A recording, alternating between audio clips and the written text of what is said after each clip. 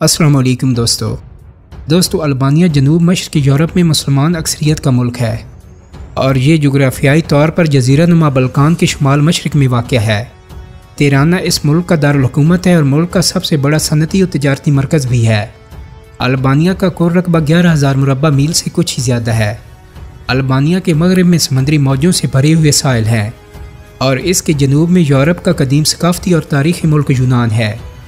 اس کے مشرق میں مقدونیہ کی ریاست ہے جبکہ سربیا شمال مشرق میں ہے اور اس کے شمال مغرب میں مونٹینیگرو کا ملک ہے۔ دوستو البانیہ کی اصل مقامی باشندے الیری قبل از تاریخ میں جزیرہ نما بلقان کے جنوبی حصے سے یہاں پر وارد ہوئے تھے۔ 7ویں اور 6 صدی قبل مسیح کے دوران اس خطے کو یونانیوں نے اپنی کالونی بنایا۔ 3 صدی قبل مسیح میں جب یونانیوں کی گرفت کمزور پڑنے لگی تو اس علاقے کا شیرازہ بکھر گیا اور 3 سے 5ویں صدی قبل مسیح تک الیریوں کے کئی گروہوں نے یہاں کے متعدد علاقوں پر بادشاہت اور حکمرانی کے مزے لیے، یہاں تک کہ سلطنت روم کی فوجیں یورپ کے اس خطے تک مار کرنے لگیں اور 168 عیسوی میں روم کی حکومت نے البانیہ کو مکمل طور پر اپنی قلمرو میں شامل کر لیا۔ تو یوں اگلی کئی صدیوں تک یہاں پر رومی بادشاہ راج کرتے رہے اور انہوں نے اس علاقے کا نام بھی تبدیل کر دیا۔ 395 عیسوی میں البانیہ بازنطینی سلطنت میں شامل ہو گیا اور 5ویں صدی مسیح تک مذہب عیسائیت یہاں پر اپنے پنجے پوری طرح گاڑ چکا تھا۔ 5ویں صدی کے بعد گات خاندان کے حکمرانوں سمیت متعدد جہل بادشاہوں کی اجڑ گوار فوجوں نے اس علاقے کو خوب تاراج کیا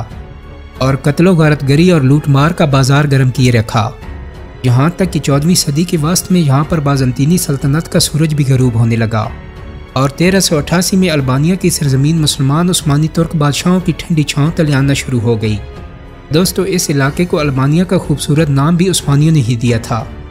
جبکہ اس سے قبل متعدد مشکل قسم کے نام رہے تھے جو مختلف نسلوں کے اسماء سے ماخوذ تھے۔ تو 1430 عیسوی تک عثمانیوں نے اس علاقے پر مکمل کنٹرول حاصل کر کے اسے اپنی انتظامی گرفت میں لے لیا اور اس فساد زدہ علاقے کو مسلمان بادشاہوں نے اسلام کی تبلیغ سے پرامن بنا دیا۔ تو حالات میں واضح تبدیلی اور صدیوں کے بعد عدل و انصاف کی فراہمی کے باعث 17ویں صدی کے آخر تک البانیہ کی 2/3 سے زیادہ آبادی اسلام قبول کر چکی تھی اور البانیہ نے عثمانی دربار تک اس حد تک رسائی حاصل کر لی کہ 2 درجن سے زائد البانوی باشندے پاشا اور بے کے سابقے اور لاحقے سے سلطنت عثمانیہ کے وزیر اعظم کے عہدے تک بھی جا پہنچے۔ اسلامی تعلیمات میں غیر مسلموں کو ذمی کہا گیا اور ان کے متعدد حقوق بھی متعین کیے گئے ہیں اور ان حقوق کی وصولی کے لیے انہیں ایک قسم کا ٹیکس ادا کرنا ہوتا ہے۔ تو عثمانیوں کے ہاں بھی یہ قانون رائج رہا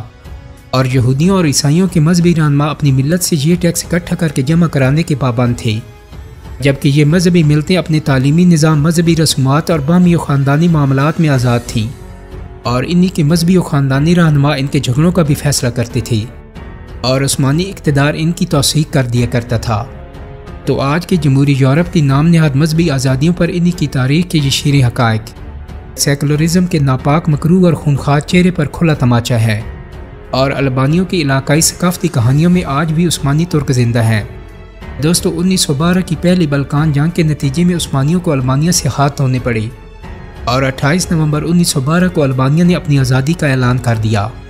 جنگ کے فوراً بعد ایک کانفرنس میں عالمی سامراجی گروہ برطانیہ، فرانس، جرمنی، روس، اٹلی اور آسٹریا نے البانیہ کی آزادی کو تسلیم کر لیا اور 1920 میں البانیہ کو لیگ آف نیشنز کا رکن بھی بنا لیا گیا، جو کہ البانیہ کی بین الاقوامی آزادانہ شناخت کی طرف ایک فیصلہ کن قدم تھا۔ 1944 سے 1990 تک البانیہ اشتراکی نظام کی زنجیروں میں بری طرح جکڑا رہا اور اس سرزمین نے اپنی تاریخ کے بدترین ایام اسی نظام کے تحت گزارے۔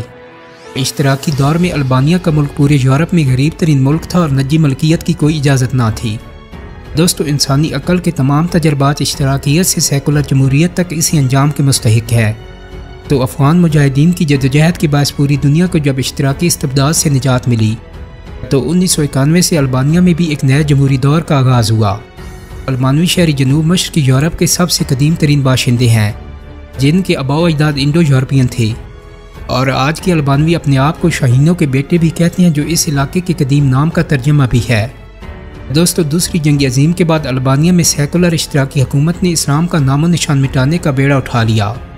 اور 1945 میں تمام وقف املاک ضبط کر لی گئیں اور ہزاروں علماء کو اتار لیا گیا اور اسلام پر سیکولرزم کا آخری وار اس وقت ہوا کہ جب البانیہ کو یورپ کی پہلی کافر ریاست قرار دے کر ملک کی 530 مساجد کو نہ صرف بند کر دیا گیا بلکہ بعد میں ان مساجد کی عمارتوں کو عجائب گھروں، کلبوں اور ناچ گانوں کے ثقافتی مراکز میں تبدیل کر دیا گیا، اور اس مقصد کے لیے ملک کی 20% آبادی بھی کافرانہ حکومت کے ساتھ مل گئی۔ دوستو 1945 سے 1990 تک البانیہ کے مسلمانوں نے ایک تکلیف دہ دور دیکھا،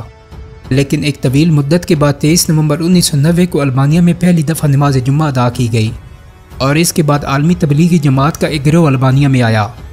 اور انہوں نے مسلمانوں کو ان کو بھلایا گیا سبق دوبارہ یاد کروانے کی کوشش کی۔ اس جماعت کے لوگوں نے صرف چند بزرگوں کو سنا کہ وہ اپنے آپ کو مسلمان کہلاتے ہیں، جبکہ 80% مسلمان آبادی کے نوجوان اذان اور نماز کے مشاہدے پر حیرت کا اظہار کرتے تھے۔ لیکن دوستو اب وہاں اسلامی کتابیں کثرت سے پڑھی جاتی ہیں،